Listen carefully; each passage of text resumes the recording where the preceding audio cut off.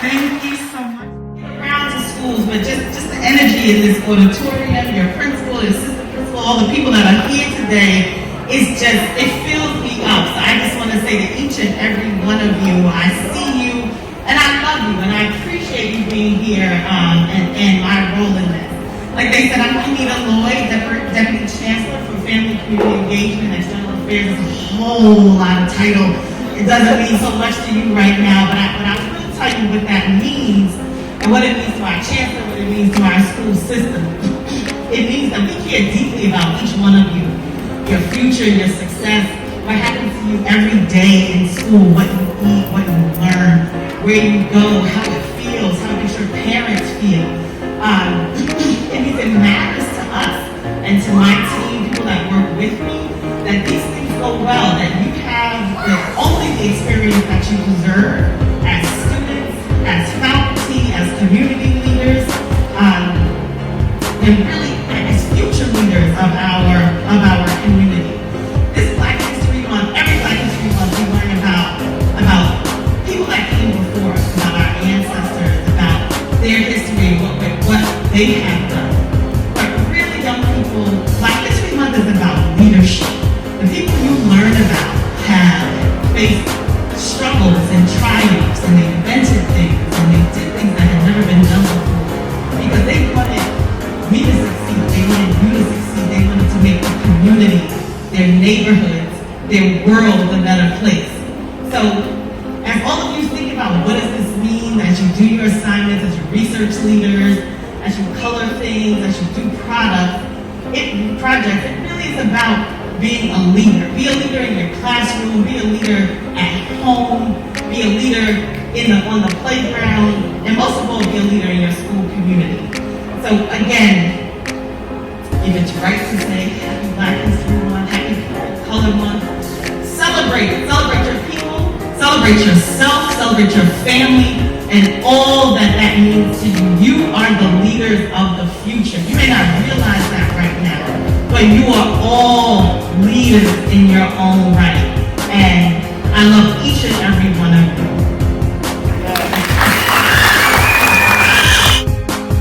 Good morning. I'm looking at some amazing, beautiful young people. Thank you to our guests who have shown up for our children. It is crucial and it is important that representation shows up and shows how great and beautiful we are. Black history really does celebrate our legacy as a people. It celebrates and acknowledges our contributions, our struggle, our beauty, our intelligence. And as I look across the auditorium, I am looking at Black history. Shots fired, right?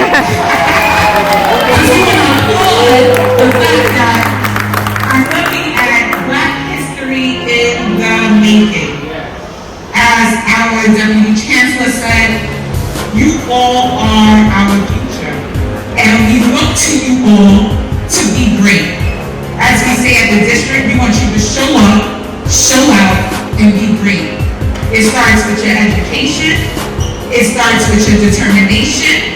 It starts with just making sure that you take your passions and you make it a reality. So we love you. We hope to see you prosper and grow, and we are excited to see this show today. So thank you for having me.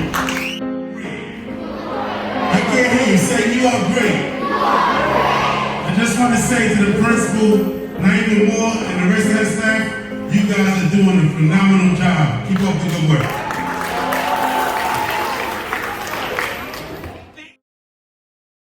Bring 'em out. It's hard to yell when the barrel's in your mouth.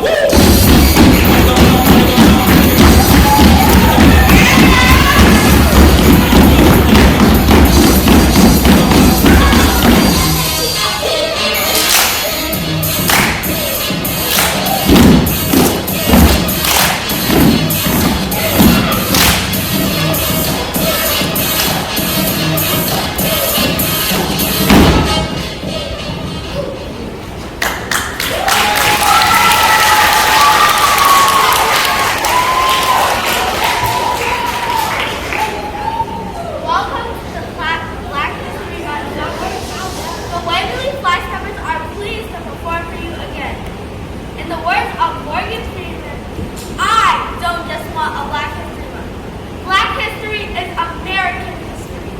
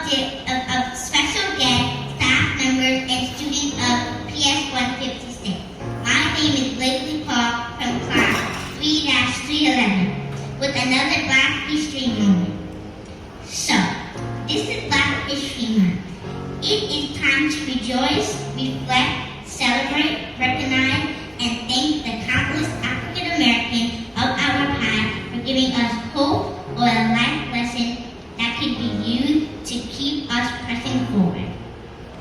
Many have tried to prevent or hide the greatness of our people, or try to tell our story, or take credit for many accomplishments we have achieved. I am here today and stand here a proud young black girl, a future black woman who knows the greatness that I come from. Black history is not a secret anymore.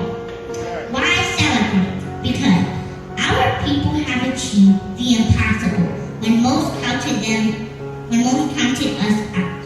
Despite the stress of countless racism, unfair rules, and laws or oppression, our people still have faith and believed and overcame obstacles. That is why I am here, and you are here. Black History Month celebrates the rich culture, heritage, victory that is part of our country's history. Hear me clear. There is no American history without African American history. As President Obama stated, Black History Month shouldn't be treated as though it is somehow separated from American history or somehow just blown in a bunch to a bunch of greatest hits from the March on Washington or from some of our sports heroes. It's about the lived, shared experience of all African Americans, high and low, famous and not known, and those experiences have shaped and challenged and strengthened America. Black History Month isn't just about all the bad times we've been through. It's about struggle, yeah, but also about leadership, the courage, the accomplishment, the creativity, the determination, and the will to fight and achieve. As a kid, learning about Black history has taught me how to be a peaceful problem solver, has challenged me to want more for myself, and has inspired me to be a lifelong learner. It's about failure and success. It's about falling down and getting back up. It is about being held back and being held down. But despite that, having the will to get back up, marching on and winning. It's about showing true character and rising to higher heights despite setbacks. Not many people can claim that. Not many cultures can claim that. We are strong people that will continue to stay the course no matter what or who comes in our way. We will continue to challenge, continue to inspire, continue to vote folks in and vote folks out, and protest until change and equality for all is not just talk but reality. In closing, I am Black history. You are Black history. To all of my 156 classmates, you are future Black history. What is so beautiful, we are still writing the story. So let's continue to celebrate, push for real change, and dare to dream and dare to be great. Because it's our time to make a difference in the world.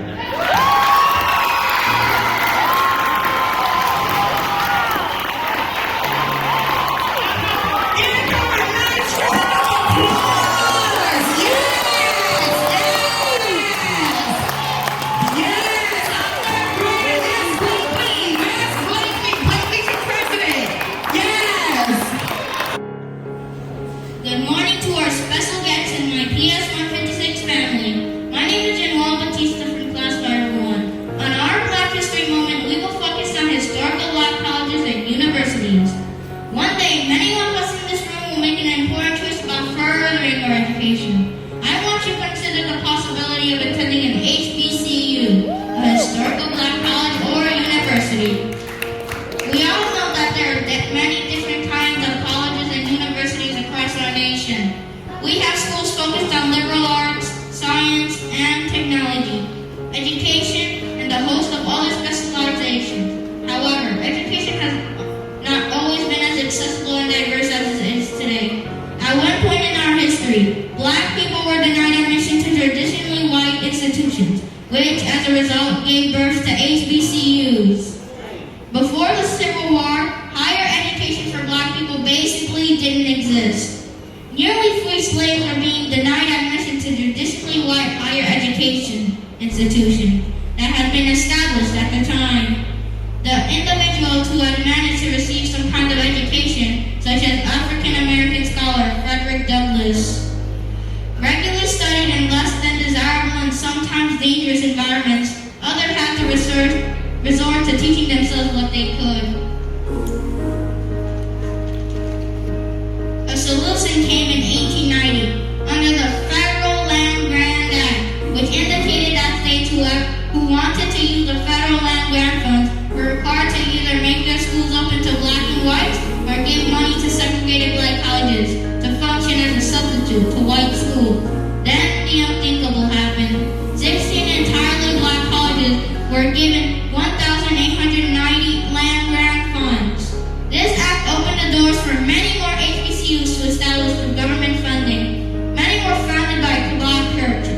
sources. The first HBCU was created in 1856, Wilberforce University in Hawaii.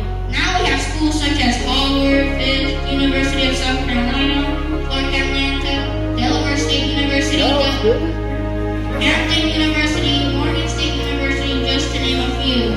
Currently, there are 107 HBCUs. Historically, Black colleges are amazing and attract many students because of their legacies. HBCUs have educated some of the Black community's brightest minds and most influential leaders, including Dr. King, Morehouse College, Oprah, Tennessee State, and Vice President Kamala Harris, Howard University. Incoming students hope to become part of the legacies of these schools and blaze their own trails in their industries and feel that this personalized education and the strong sense of community can help them do that.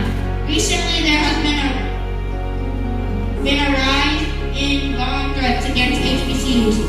Let it be known, as I stand here today, that we will not run, we will not hide, and we shall not learn in fear. HBCUs are here to stay.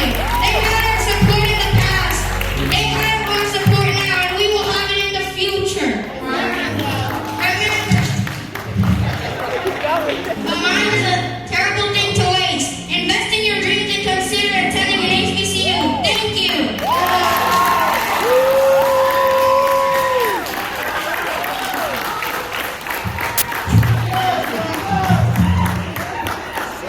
Give him another nice round of applause to have a future councilman and the future politician. Excellent, excellent.